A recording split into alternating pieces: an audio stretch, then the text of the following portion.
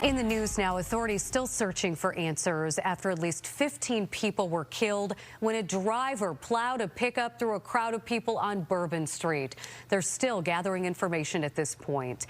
We're joined now by Caroline Elliott, who is live in New Orleans. And Caroline, have any of the victims in the attack been identified this morning?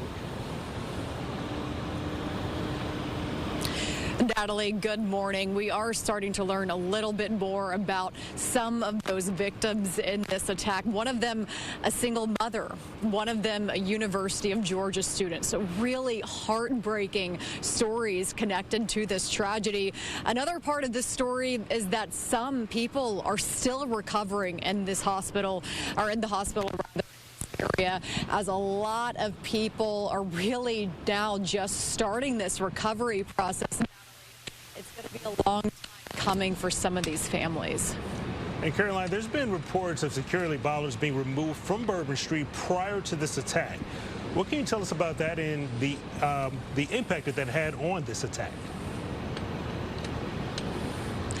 Yeah, Brian, we do know that there are a lot of questions right now surrounding this attack. And that question specifically is one that police had a hard time explaining yesterday. We do know that officials said that city officials are in the process of really strengthening those barriers in time for the Super Bowl in a month from now.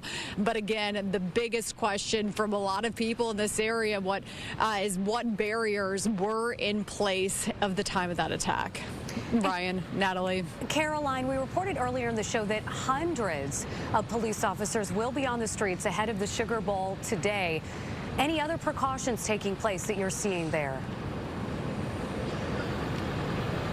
Yeah, Natalie, well, we will tell you right now on Canal Street and Bourbon Street, there are hundreds of officers here as a lot of tourists came here again for New Year's Eve, New Year's Day, and of course the game later today. We were told that officials also did a security sweep of the Superdome yesterday after that attack. And again, we are hearing from city officials right now that safety is the biggest priority right now. So there's certainly wanting to be safe about this. And Brian, you got Natalie. the Sugar Bowl today. You've got Mardi Gras right around the corner, and the Super Bowl a little bit later in February. How is this incident going to impact how the city of New Orleans prepares for even bigger events down the line? Yeah, Brian, right now it's tough to say. Of course, we do know there are a lot of eyes on this city right now, again, after this attack.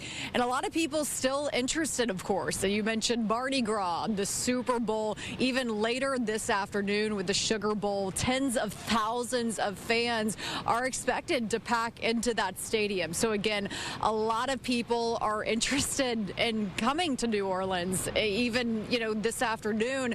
But of course, wanting to be safe about this. And one of the biggest questions, of course, is still who else could have been involved?